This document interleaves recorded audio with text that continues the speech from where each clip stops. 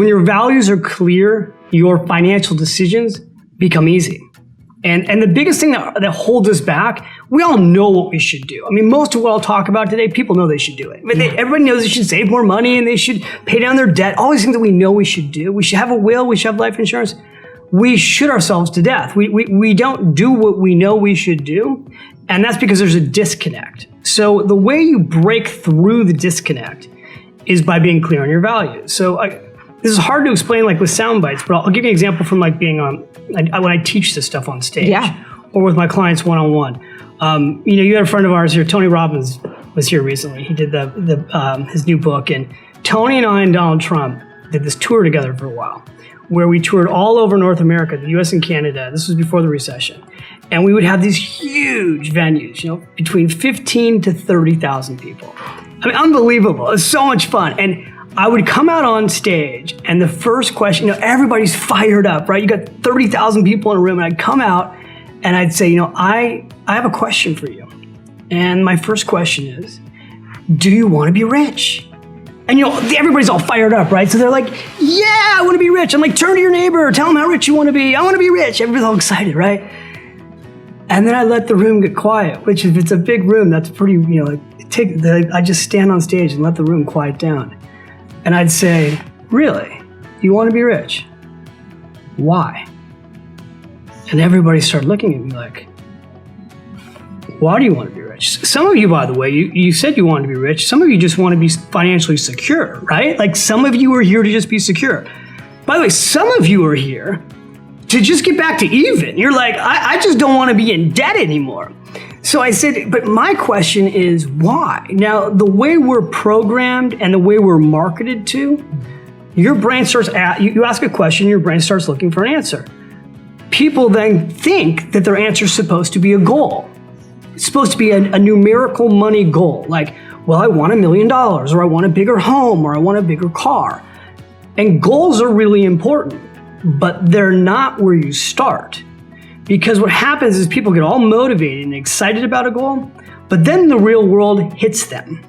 And as soon as it gets hard, they get off track. So what I've taught for, almost 20-something years, and it started with my clients at Morgan Stanley, is yes, we've got financial goals, but we're going to look at values first. And when we get clear on your values, you'll be unstoppable. And then we can take your values, what you just said is most important to you, and we can align them with your goals so that they come together and they're not in conflict. And then nothing can hold you back. People have pretty common values, family, security, freedom, making a difference. Here's what you do, because it's not that complicated. You take out a pad of paper, you can do this in 5 minutes, and you write out all your values, all the values you can think about. And then what I recommend you do is you circle 5 of them. You come up with your 5 favorite values. And in the book, in Smart Couples Finish Rich, it's a values circle. In Smart Women Finish Rich, it was a values ladder. And I'll just explain the difference for a second. Sure. Because in Smart Women Finish Rich, I taught people a hierarchy system, which was identifying your highest value. And by the way, for some people, that was tough. So I started realizing it's not just about your highest value. Let's look at your 5 most important values. Get them down on paper. If you're in a marriage or a relationship, have your partner do this. Once the value's down on paper, then let's look at your money. And let's look at, are you spending money in a way that is getting you closer to your values? Or are you spending money in a way that's getting you further from your values? And so what I really find when I work with clients or coaching people one-on-one, a lot of people's lives are in complete conflict with their values and they don't realize it.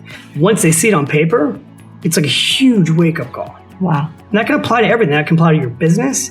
That can apply to your health.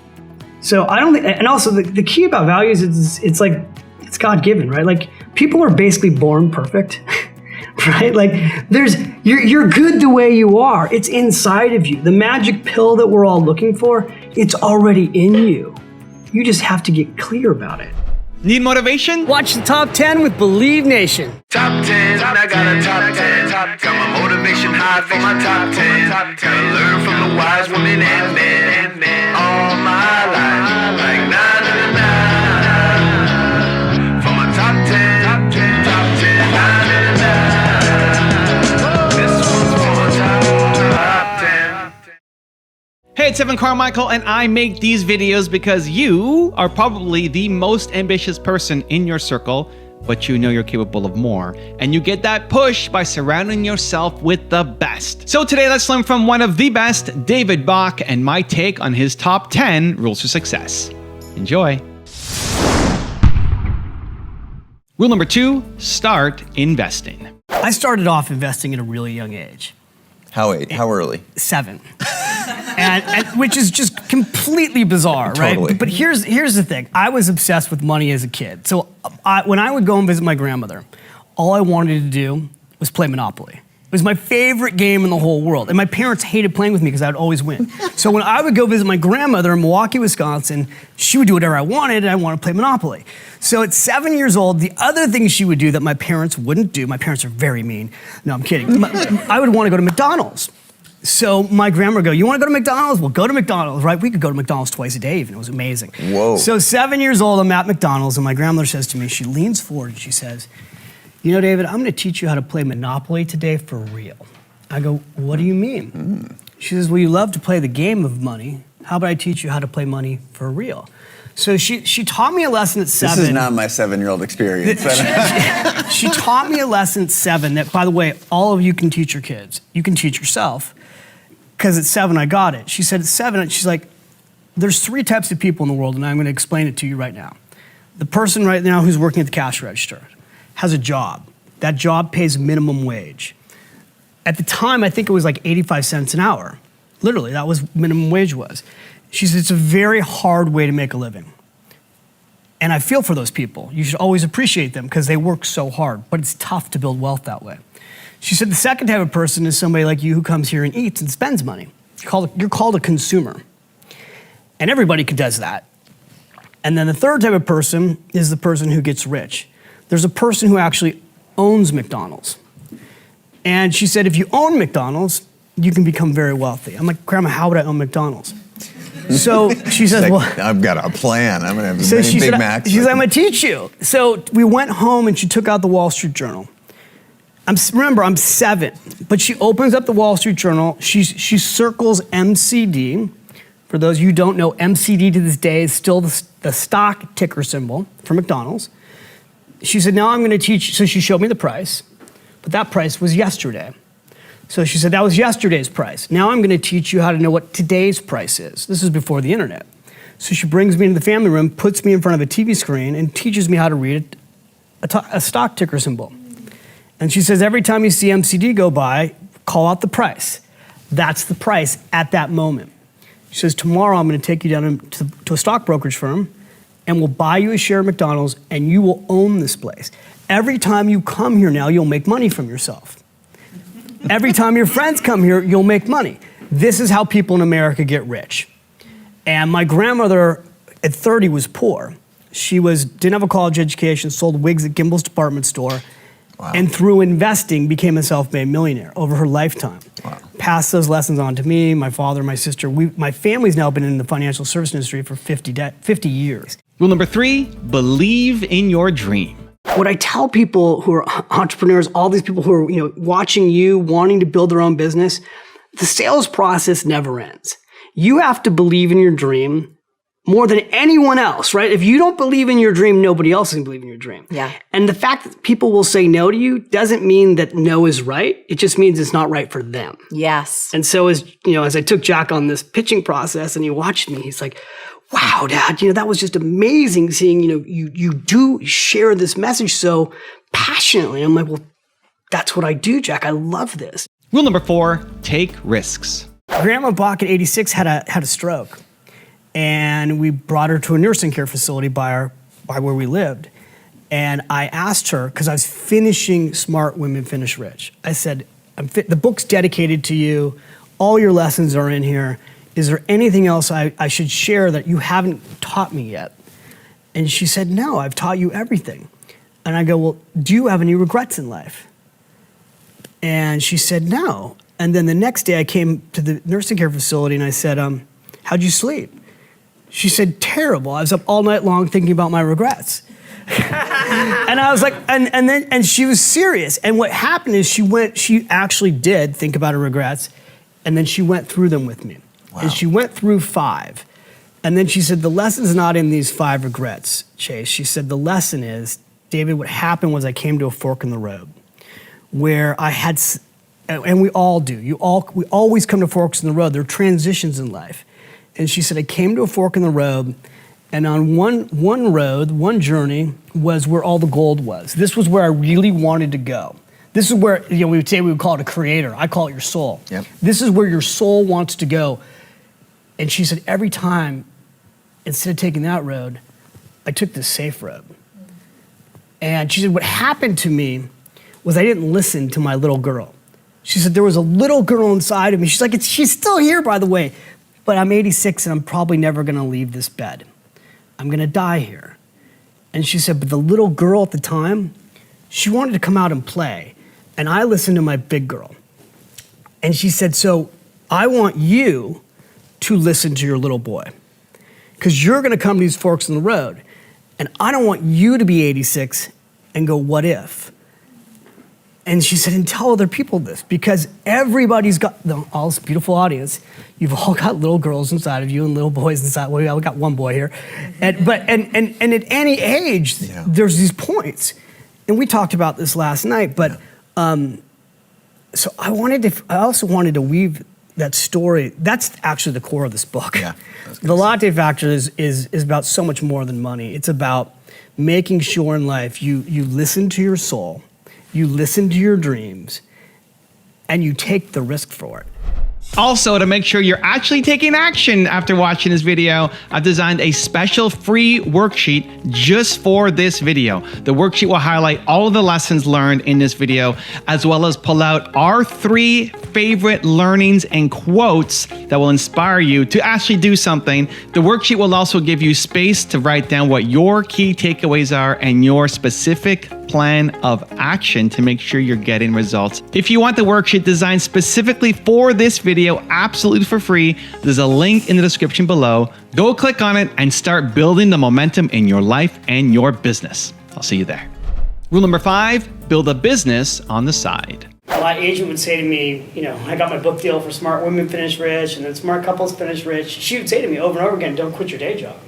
Mm-hmm. And I had 2 books on the bestseller list, and I would call her up and she'd say, don't quit your day job. Mm-hmm. And the message that my agent, who represented some of the biggest talent in the world, was sharing with me at the time was, you have a huge advantage right now.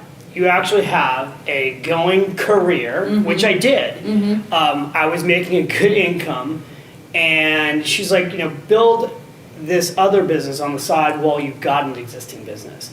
And I think that's actually really important advice for a lot of people, because a lot of people think, oh, I've got to quit what I'm doing and go be an entrepreneur. I started Finish Rich Media off my kitchen table with $1,000. Now, I was at Morgan Stanley working.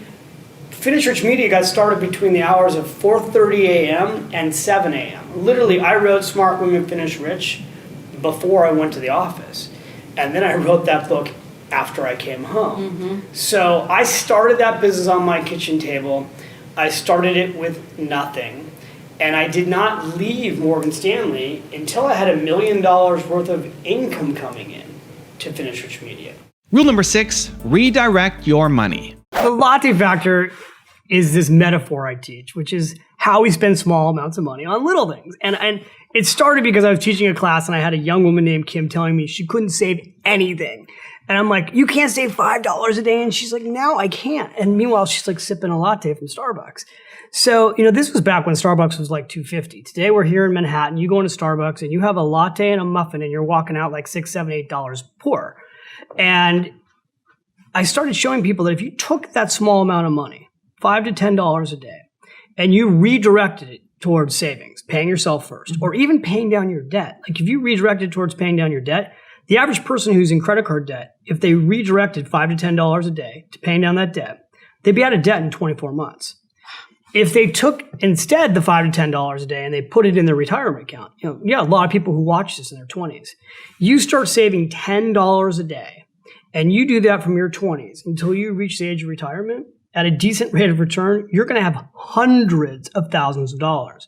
You start to earn a 9, 10, or 11% return, you could have over $1 million by the time you reach retirement. Now, the key is it's a metaphor. right? So because people get all pissed off at me. They're like, the only thing I've got going for me, David Bach, are my lattes. This is the guy that's taking away my coffee. Look, I'm a coffee addict. I love my coffee. I just happen to make it at home for 20 cents. Yeah. But it could be bottled water. It could be cigarettes. It could be eating out. It could be your martini at night. I'm not trying to take away your fun stuff. I'm not actually trying to do anything but get you to think about the money that you have, that you earn. If you keep some of it, life gets a lot easier. Yes. And, so many people's lives have been changed because that metaphor has made them go, aha, he's right, and I can find that money. And they've redirected that money towards savings. Rule number 7, package your story. Stories transform people's lives. Right? Like, Facts tell, stories sell. Stories transform people's lives. And I've always had stories throughout my books. But even with all the books that I've sold, the reality is I believe, Marie, that 98% of people will never read a financial book. They need a financial book, right? Like, we're going to talk about the reasons why people need this so much. Yes. But most people won't read a book on personal finance. Yeah. So I kept asking myself, how can I package something up that somebody can read in an hour that could completely change their whole life when it comes to their money? Yes. That could free them to go for their dreams. Yes. And then also selfishly, how could I write a book that my 15-year-old son would read? Here's the thing. This little chart is going to change his life, but it changes anybody's life. It happens to be this little chart was shown to me at 26 at Morgan Stanley by a financial advisor retiring at 61 who told our training class, at a minimum, guys, this is what you need to do. And so something as simple as that little chart can change anybody's life who's watching this when you look at the math. Yes. It's the math that people don't understand. Like, I put all my best charts in this book, but there's a chart that shows somebody starting at 25 and they save $300 a month. And by the time they reach 65, they've got $1,913,000. Another person waits till 35, they've got $684,000. It's only 10 years later. Big difference. Big difference. Next person waits until they're 45 to save. They've got $230,000. The next person waits until they're 55 and they've got $62,000. And that was a lot of math to just show. Yeah. But what happens when you look at this is you just go, I got to get going. Rule number 8, take small steps. The miracle of compound interest, which should be taught in school and really isn't, is that the miracle compound interest can work against you or for you. Like the credit card industry, it works against you. Borrow small amounts of money, it adds up, have a high interest rate, never get out of debt. Spend the rest of your life paying off debt for stuff you don't even need. The opposite of that is the miracle compound interest. Save $5, $10, $15, $20 a day, and you turn around 20, 30 years later, and you're rich. And when you start in your 20s, like we have all these charts we'll show later today in this class, but when you start in your 20s, it's super easy. And there's a lot of people who go, well, at 50, is it too late for me? And I go, no, it's never too late. You have to get started. Yeah. Small steps, baby wins. When you get little tiny wins, those little tiny wins give you more confidence. Rule number 9, track your expenses. You need to track your expenses for 30 days. For 30 days, go track your expenses. And like 2 people did it, right?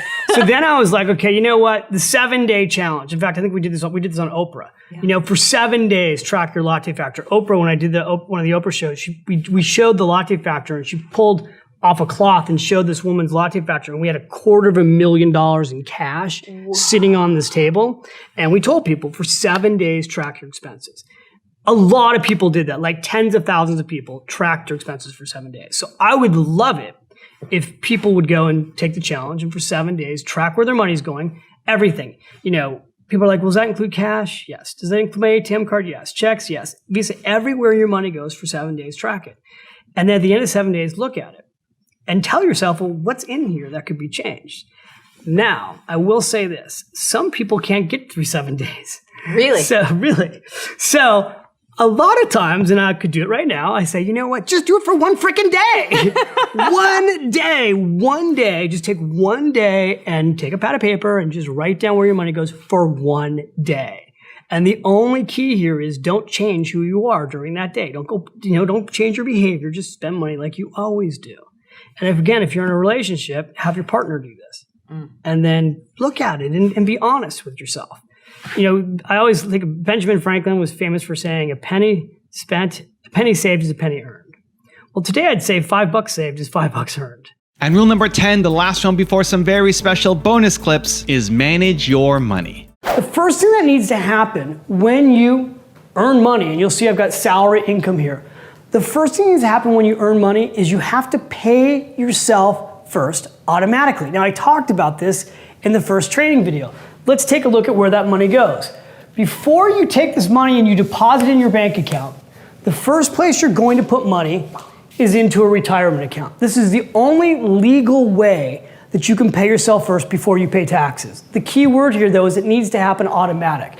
So what you want to do is, assuming you have a job right now, you're working, you want money to be peeled right off of your paycheck before you can touch it and put right into a retirement account. That would be like a 401k plan at work, IRA accounts, self-employed retirement accounts. The key here, if you have a job and you're employed, you want to have that money peeled off of your paycheck right into that 401k plan. Now, here's what you need to know. Most people who use 401k plans are saving around 3 to 4%. And the reason is someone told them at some point in time, all they should be saving is the minimum that their employer matches. That's the single biggest mistake that people make. What I want you to be doing is saving at least an hour a day of your income. Now, I've started by showing you save 5%. That's a minimum number. But here's what I want you to do. If you're not saving 10%, 11%, 12% right now, I want you to pick a percentage of your income and then make it a goal to increase it every month. What I've had people do is start with 5%, and then next month they go to 6%, and then they go to 7%, then they go to 8%, then they go to 9%, then they go to 10%. By the end of the year, they're up to 12%, and they don't even notice it. If you don't have a retirement account at work, then you're gonna need to open up an IRA account. If you're self-employed, you'll want a self-employed retirement account or a 401k plan or a defined benefits plan. Now, in the Automatic Millionaire Blueprint training that I do, I'll break out for you later exactly what these accounts look like. But just know that for right now, the first place you're gonna put money is in your retirement account. All right, we got that taken care of. Now, the second thing, after you put money in your retirement account, the second thing you're gonna do is you're gonna put money into a checking account. Here's the key, folks. This money should be going into a checking account automatically. Most Americans still today get physical checks. If you're getting a physical check, first of all, it's just a huge waste of time. You literally get handed that check and then you've got to walk that check down to the bank. It doesn't make any sense. If you're working for a company right now that can do automatic deposit for you, have that money automatically deposited into a checking account. Now, once that money is automatically deposited in a checking account, now we've got 1, 2, 3, 4, 5 more buckets that you need to be automating in your financial life. So here's what you want to do. If you do not have an emergency account right now, and by the way, what's an emergency account? An emergency account is an account that you've got set up separate from your checking account, doesn't have an ATM card. It's an account that you're going to set up for what? Emergencies. You want to consider this your airbag, if you will. Like if you got in a car and you put on your seatbelt, this is the account that's going to protect you in case you lose your job, you can't work, you become disabled, whatever the financial situation may be, you need to have an emergency account set up. Now, let me walk you through what this should look like. Emergency accounts should have, at a bare minimum, 3 months of expenses set aside. Depending on the security of your job or your income or how much money you have in savings, I would recommend as much as 24 months of savings set aside. But for most of you watching today, if you can get a 6-month cushion of monthly expenses set aside, that's a huge emergency account that should give you a lot of comfort. Now, you may be looking at me right now and saying, there's no way I can get 6 months of expenses set aside. No, actually there is. The way you do it is that you peel off a certain amount of money from your paycheck into this emergency account.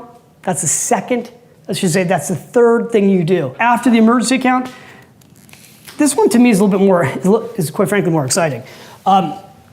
This is what I call your dream account. Now, most people don't have dream accounts. Let me walk you through what a dream account is. When I was a financial advisor at Morgan Stanley, one of the things I learned very early in my career is that talking to people about investments doesn't touch their heart. What touches their heart and touches your heart is taking a look at what are your dreams? What are things that you want to do with your life that you're not doing right now that take money? and literally writing them out. So I'd have people come up to me and say, you know what, my dream, David, is I want to take my family on a cruise. Great, let's go out and find out how much that cruise is going to cost. You know what I want to do, David, is I want to take my kids to Disneyland. Great, what's that going to cost? I want to put a new kitchen in my home. Okay, what's that going to cost? I want to buy a second house. The dream account is about doing things that's going to happen between now and retirement. This, by the way, this little secret right here, this dream account, is probably what most people, maybe you, get the most excited about. The way you make your dreams come true, you fund it automatically. So how this works, by the way, is once money goes in your checking account, you have money moved automatically from your checking account. In all these cases, it's being moved automatically from your checking account to your emergency account, automatically from your checking account to an investment account for your dreams. Now, where should the dream money go? All depends on the length of time of your dreams. If it's a short-term dream, it's going to go in a money market account or a CD. If it's a longer-term dream, 3 years, it's going to go into a short-term bond fund. If it's longer, 5 years, then you'll start looking at things like stock funds or balance funds. And I'll bust this out for you later in additional training. But the key here, identifying a dream and funding for it automatically, which takes me to number 5. Number 5 is your credit cards. Number 5 is, and most people do not do this, by the way. Well, I'm training you for it. Your credit card bills should be paid automatically. And I want to go through exactly how to do this. So here's what you do. Let's say you've got a credit card right now that's due on the 15th of the month. What I want you to do with your automatic online checking account is I want you to set it up with your bank to have money moved from your checking account. The minimum payments required automatically should be paid to that credit card. So let's say, as an example, your minimum payment would be $100 a month. You want to have that minimum payment automatically paid 2 days before it's due. Now, I want you to pay more than the minimum, but the reason I want your minimum payment paid from your checking account is I don't want you to have late fees. I don't want you to have, first of all, I don't want you to be late. I don't want you to have late fees. This is like $1 million tip here. Your credit score, which I'll talk about later in the training, is simply critical when it comes to your personal financial life. Right now, if you're late on a bill, you can have a great credit score. Like right now, you'd be watching me and your credit score could be 720 or above, which is phenomenal. Do you know that if you're late on 1 or 2 bills, within 30 days, your credit score can drop 50 to 100 points? The biggest place I see people get wiped out with their credit scores is on their credit card bills. There's no reason for that to happen. If you've got the money, at a bare minimum, make minimum payments automatically on your credit card, then come in and transfer the rest of the money to pay that bill off. Next, I get to pay the rest of your bills automatically. So, regular bills. Let's go through some of your regular bills. Rent, car, phone, movie memberships, gym, utilities, mortgage. I want you to make a list after this video is over. Go through your checking account, your credit card accounts. I want you to look at what bills are you paying regularly every single month. It's the same bill. These bills should all be automated. Now, how do you automate them? There's a couple ways you can do this. You can have your, again, checking account automatically transfer money to the specific dollar amounts that you need, or you can have these accounts pull the money from your checking account. The key here with these regular bills, again, so that you don't have late fees and you don't have over the limit fees, is that you make it all automatic. My entire financial life, 90% of my financial life, both personally and professionally, the bills are automated. So if you go to my, literally my house, I can go out of town for months and I don't need to worry about the bills. Why? Because my mortgage is automatic, my utilities is automatic, my phone bill's automatic, my cable bill's automatic. Everything that's happening in my life personally, it's automated. And then with my business, also very similar, most of my bills are automatic. So go back to your bills, automate those, and then the last category here is charity. The last category is giving money to charity automatically. And I talked about this in the first training video. What we've found over time is that people who build the greatest wealth are people who gave before they were rich. I think it's so important that part of your money as it's coming in It also goes out to help people. Now I've got a special bonus clip that I think you're gonna enjoy. But before that, it's time for the question of the day. I wanna know, what was your single biggest takeaway from this video and your plan of action for the next week? When you watch a video and just get motivated, the science says you have a 35% chance of actually following through on your goals. That's not good enough. No, not for you, Believe Nation. We gotta do something. But when you write it down and you create a specific plan of action for the next week, that number jumps to 91% chance of you following through. And when you commit to somebody else, like leaving a comment on this video, it jumps to 95%. You need to follow through on your goals. So what was your single biggest takeaway from this video and your specific plan of action for the next week? Put it down in the comments below so I can celebrate you. At any age, That's right. at any age, where are you going with your life? Because things can change like that in a moment. Yes. And this is a book about not living a life of any regrets, which we'll talk later about, my grandmother's story, how I weave that in there. But I want people to not live a life of regrets. Yeah. And I want you to be conscious in your life. And so the money's just a tool to start to free you up, to become more present in your life so you can think about these bigger things. We did an entire segment on the latte factor together, Oprah and I, where we did a reveal of a young woman who didn't believe she could save any money, and showed her what her latte factor was and showed on stage what it could be worth. And that reveal was where we pulled back a sheet that was covering over $250,000 in cash. Woo. And the audience did exactly that. It was like, whoa, and it was real money. Yeah. And I literally said, I'm sitting next to Oprah, I'm like, this is real money. And it was that aha moment. And I basically came home and I was like, I need to figure out a way to write a story that's shorter, that's simpler, that's easier, a parable. And I literally said to my publisher, I want to write the Who Moved My Cheese of money. I want to write a book that 98% of people won't read a book on money. Yeah. I want to write a little tiny story. And they were like, yeah, no, I don't, no, Right. not so much. And so I kept having this idea and I kept year after year throwing it back out there. And year after year, they kept saying, no, not so much. And that's what happens sometimes, by the way. People think, oh, you're an artist and you've created a certain amount of success and that people just say yes to you. But it's not always what happens. That's So I not wrote always what 7 more books before I finally did this one. Sometimes you have a dream. And after you keep hearing no and you keep hearing no, that dream sort of dies off, right? Yeah. But what I always tell people is if it keeps coming back, that's your soul talking to you, right? Like if there's something that you really want to do and it's almost like you can't let it go, that's your soul saying you have to do this. Yeah. And I finally hit this point where I'm like, if 10 years from now I haven't done this book, I'm going to have serious regrets. On the game of Monopoly, you go past go and you get a paycheck. And if you just go around the properties and you land on them, you pay rent. Right. And you can't win the game of Monopoly unless you buy 1 green home, then 2 green homes, then 3 green homes, then 4, then a hotel, right? Like you have to be an owner in the game of Monopoly. The ironic thing is that the game of Monopoly is a great lesson for all of us for life. Yeah. You have to own assets that make you money while you sleep, that grow while you sleep. And the challenge for most of America is that this stuff is not taught in school. My grandmother, when she started at 30, she had nothing, and she used to literally save 50 cents a week and put it in a coffee can. Wow. And at the end of the year, she took that coffee can down to a brokerage firm and started investing in stocks. That's what changed the entire destiny of my family. Wow. Was that my grandmother at 30 with no college education, working at Gimbel's department store, Milwaukee, Wisconsin, got tired of being poor. There's some people watching today that are there, right? They're listening, they're watching this or they're listening to this, and they're tired of being poor. My grandmother was frustrated. And she came home and said to my grandfather on her 30th birthday, Jack, this is not working.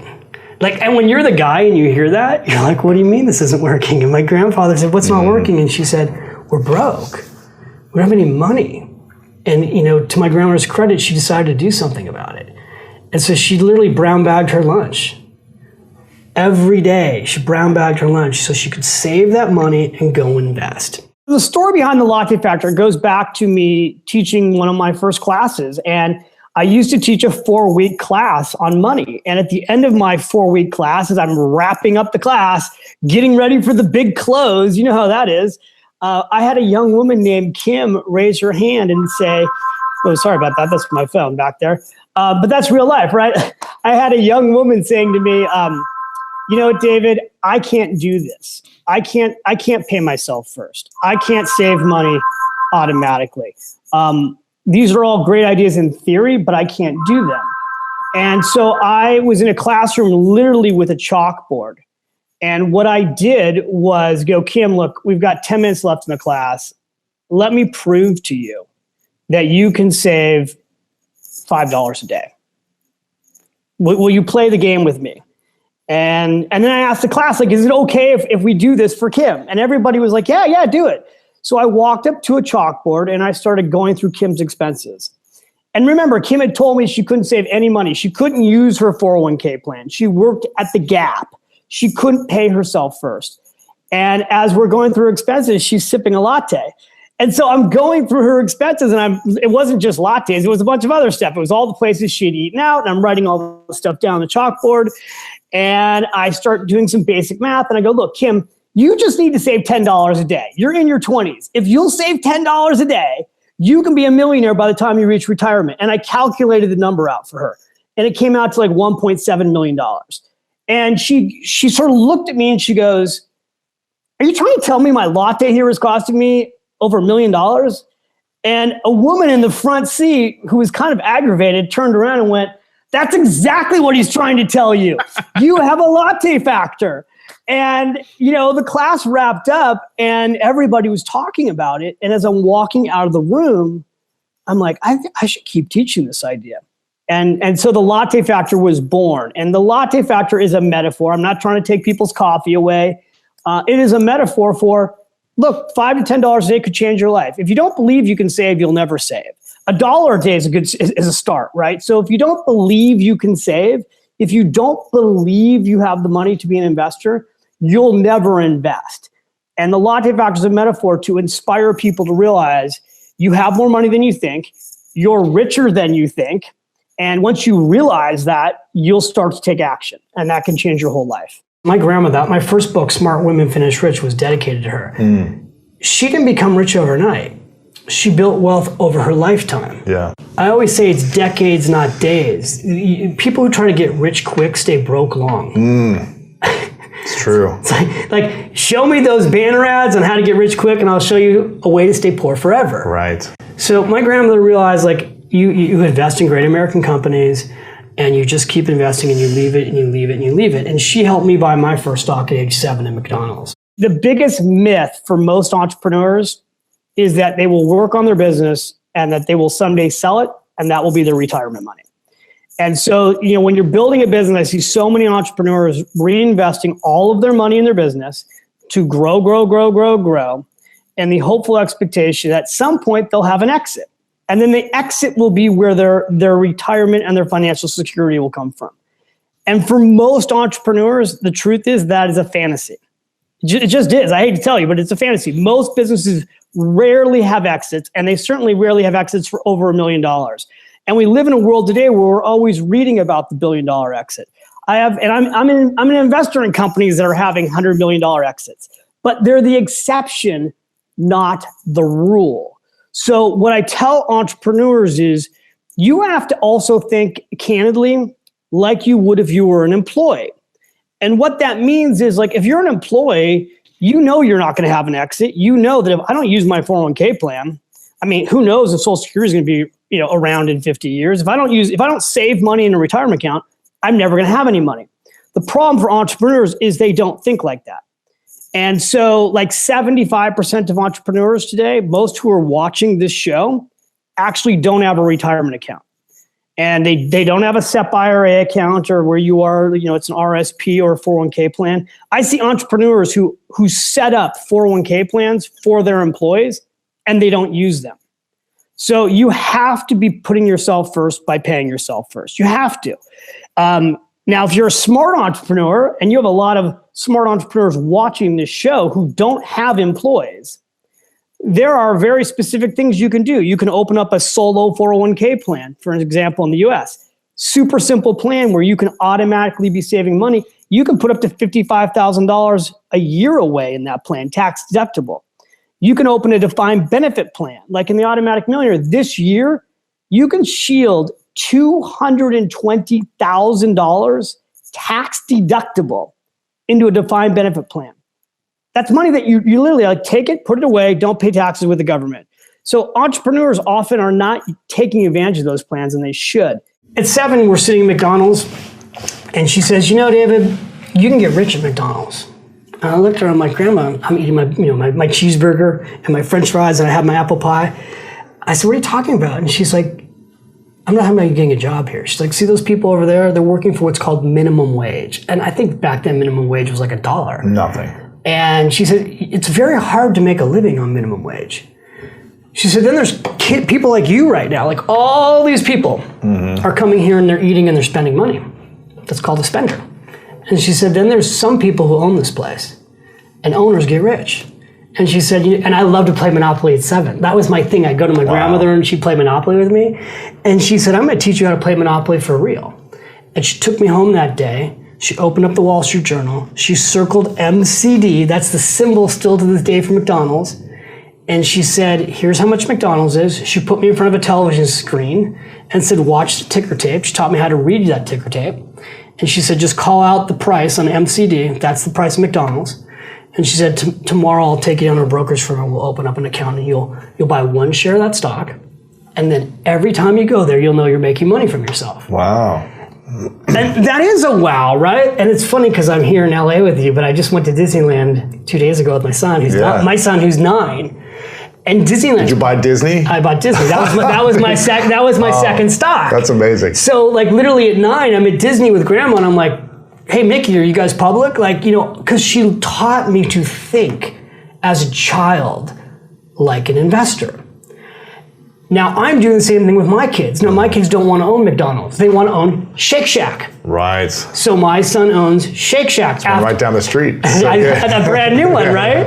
My younger son, after Disneyland, was like, I want to own Disney. His older brother owns Disney. It's doubled. He's like, well, I want to own Disney. My kids own Amazon. So, you know, they're learning like I learned. Now, this stuff should be taught in school. Today, this is the school, right? Like today, what we do is another way to teach people.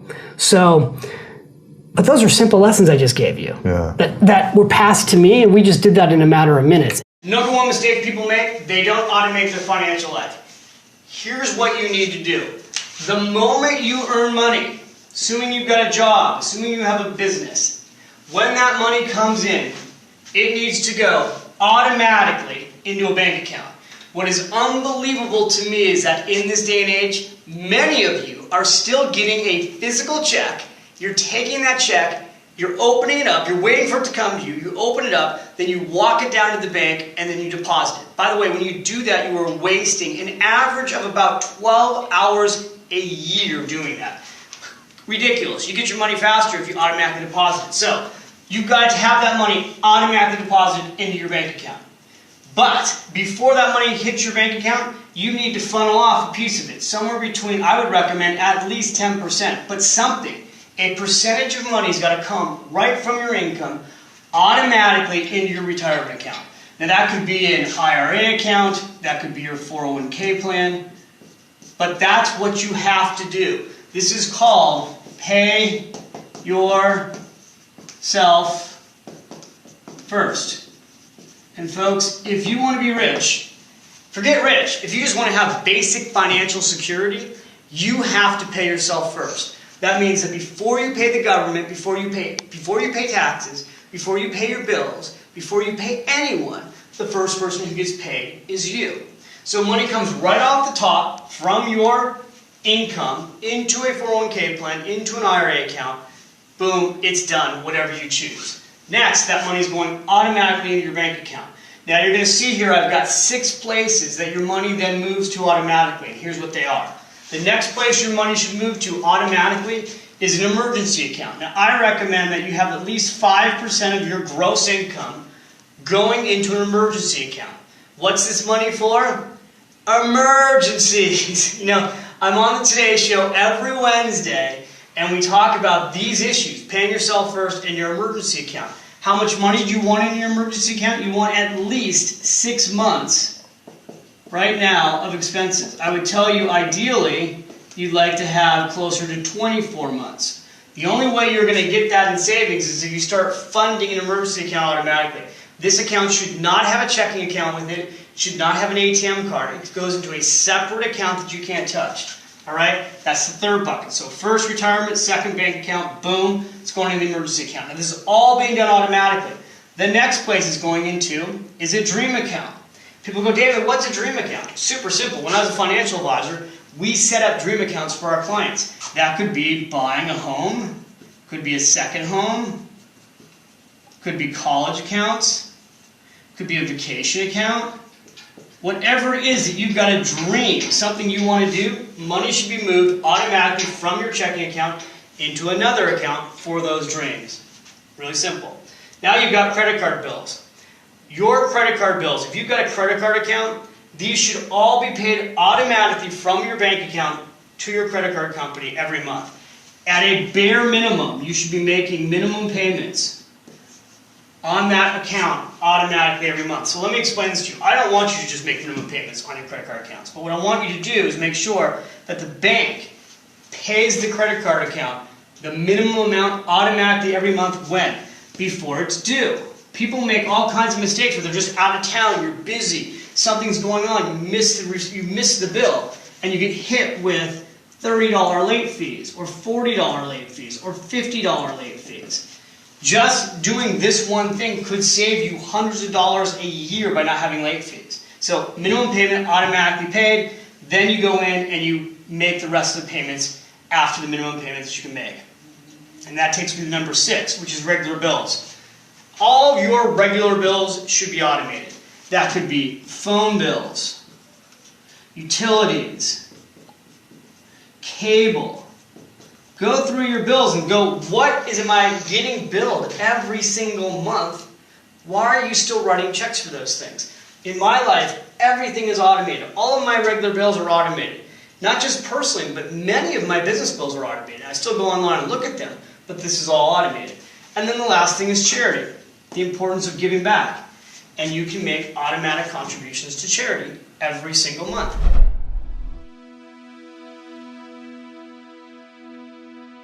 If you want 10 more amazing rules from David Bach, check out the video right there next to me. I think you'll love it. Continue to believe, and I'll see you there. You have to own assets that make you money while you sleep, that grow while you sleep. The biggest myth for most entrepreneurs is that they will work on their business and that they will someday sell it